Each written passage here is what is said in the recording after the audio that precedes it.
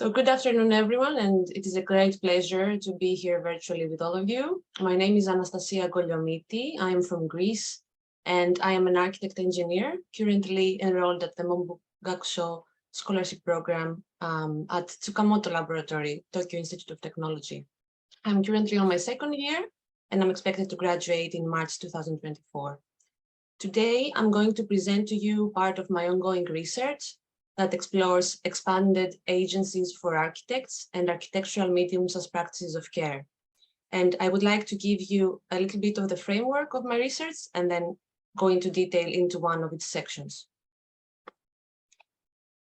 Design practices' inherent forward-looking and speculative abilities has been chronically sidetracked in the 20th century, diminishing speculation within architectural design thinking. From socio-material pressures that arose following the criticism of the Fordist model to the unsustainability of carbon-driven industries, speculation skepticism kept growing as dystopian visions in the 1960s and 70s became prominent, bringing stagnancy in architectural imagination. That trend kept intensifying with the neoliberal turn that led to design thinking catering to market-oriented reforms. Architectural design studios that ought to be the spaces where speculative ideas about contemporary urban issues could be explored ended up giving free market ideology a physical form. Some aspects of neoliberal design include value engineering through contract limitations, standardization protocols, public-private partnerships, and others, all of which make business the most important factor in construction. This is where the design outcomes fate gets out of the hands of the architects. All the above have led to what Daniel Davis calls professional disintermediation.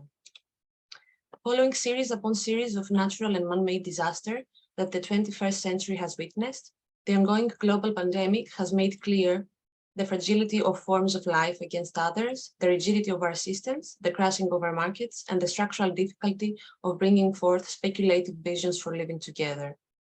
And together with that, cities worldwide are transforming at an unprecedented speed. And while the previous discourse on urban change tied the transformation to technological advances, the new millennium's accounting for increasingly volatile phenomena brings forth a perspective shift.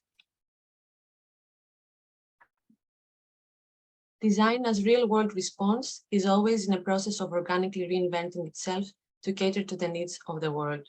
New knowledge is produced about the world through the act of designing, and disaster, fast or slow, can become an opportunity for expanded agencies of the architect to emerge. I identify 4 agencies which I cover in 4 separate sections: collecting, mediating, diagnosing, and repairing. Today, I will talk about the agency of collecting by showing a lineage of case studies that took place in Tokyo in the 20th century onwards. What makes these collections unique is not only their individual insightfulness into the everyday life of the city, but how they all together shape a constellation into looking at Tokyo's rapid transformations. From the 1920s onward, a methodology for looking into the urban realm emerged that remains today as an integral part of Japanese architectural pedagogy and brings forth everyday life as an object worthy of the architect's curation.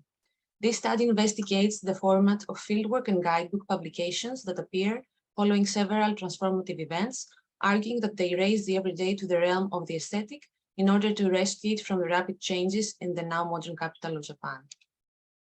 I will argue that consecutive and unprecedented events and crises, such as the 1923 Great Kanto earthquake, the air raids from 1942, 44, 45, the massive import of Western culture in general, and many more, activated an agency for the documentation of the onset urban changes that followed these transformative stressors. Through comparing case studies for their themes and their graphic representation, I will construct a multi-generational relay race that you see in the screen of street observers that work with urban fieldwork. These projects brought forth the curation of everyday life as an extended agency for urban creatives. Through employing the notion of trajectory, urban objects and representations are traced through distinct surveys that took place in different points in time. Common characteristics among the cases is their observation and documentation of the daily lives of ordinary peoples, producing a new perspective towards the urban outside the norm. This phenomenon can be traced back to the 1920s in Tokyo, where the catastrophic Great Kanto earthquake of 1923 wiped the city, and while at the same time rapid modernization was taking place for the previously agricultural town of Edo. Modernology, literally meaning the study of modern things, was established by Wajiro Kon and Kenkichi Yoshida in 1925.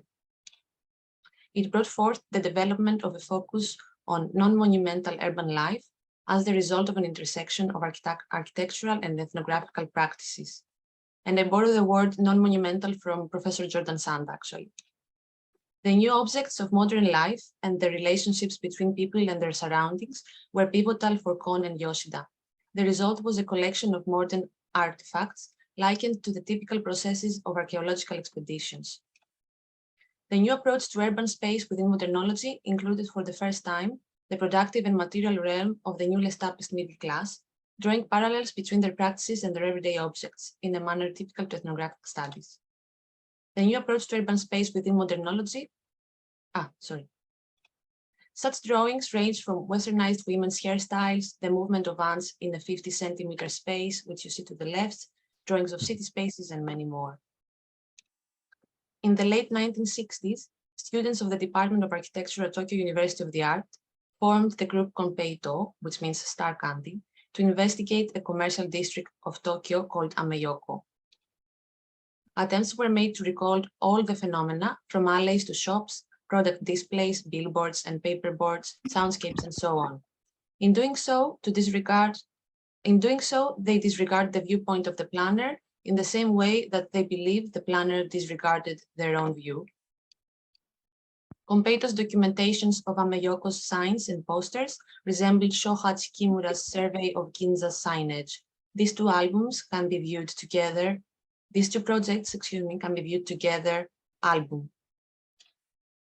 Album is a photographic documentation of the Ginza Hachome district back in 1954. And together, the three projects form a constellation of urban observers through the facade. In the following decade, yet more groups and individuals took to the streets to document their city. Among them were the Institute of Relics, or known as Iryuhin Kenkyujo, and Townology by the architect Teruhiko Mochizuki, otherwise known as Machinoroji. The latter undertaking was a survey focusing on street activities and temporary architecture, such as yatai, which is market stalls, and fortune tellers. Mochizuki's aim was to instill discussion about the preservation of such structures, as in his view, they provided valuable ways of building community in urban areas where relationships between people were not given, but had to be built by communicating with each other on the streets. Wajiro and Mochizuki's fieldwork drawings form part of the broader trajectory of observations on the life of these mercantile objects and their eventual extinction and replacement by the still dominant kombini, or convenience store, showing the evolution of shopping in the city.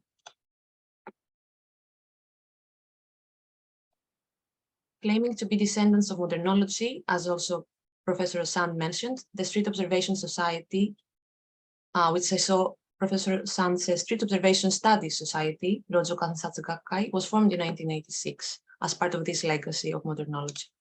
The members would catalog utility holes and redundant objects such as stairs and doors leading nowhere.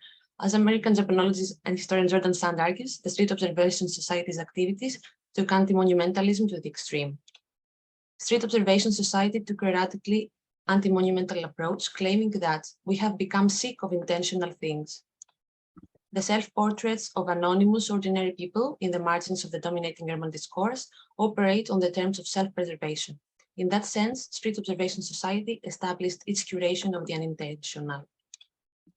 Assuming the active role of detective, research counteracted the passive user-consumer subjectivity. The group called for an active community of detectives, always on the ready to document unexpected urban events, as a counteracting to that consumeristic mode of being that capitalist city enforced. In this context, curating the everyday comprises a multi-authored text produced by community collecting and aspiring to a grassroots, bottom-up, and decentralized agency in the urban realm.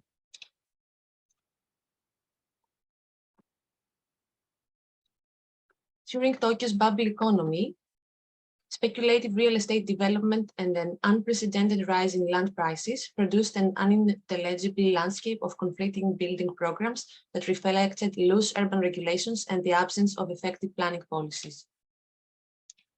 The architectural practice Atelier Bow Wow attempted to make sense of the resulting incoherent urban landscape through the exhibition and subsequent guidebook of Made in Tokyo. Made in Tokyo proposed a new architectural type, that of Dame architecture, which translates as no good architecture, as a unit through which to interpret urban space. Comprising a survey of several idiosyncratic, at times bizarre, cases of vernacular and commercial architectures across the city, the project was an attempt to find certain rationales behind the blending of disparate forms and factions through contextualizing them in relation to the diversity of spatial conditions that comprise the unique environment of Tokyo.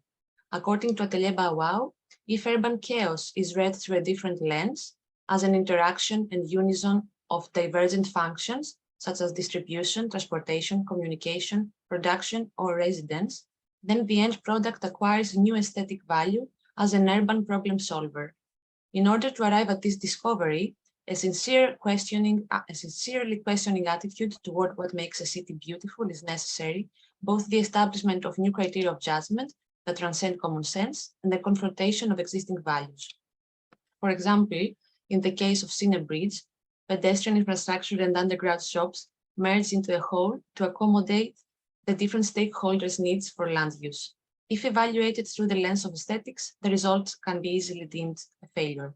However, if the framework changes to the effectiveness of addressing multiple urban needs within a single entity, then the same building can be judged as successful. In the same manner that a curator carefully selects and arranges the objects that will be displayed in an exhibition, works by Kon Wajiro, the Street Observation Society, and Atelier Bow Wow identify and discuss seemingly unimportant or marginal elements of the everyday. Activated by and with the purpose to document the transformations, the phenomenon of urban fieldwork in 20th century Tokyo, which continues to this day, resulted in a multi-generational relay race of street observers. These projects brought forth the curation of everyday life as an extended agency for urban creatives. Thank you. Wow.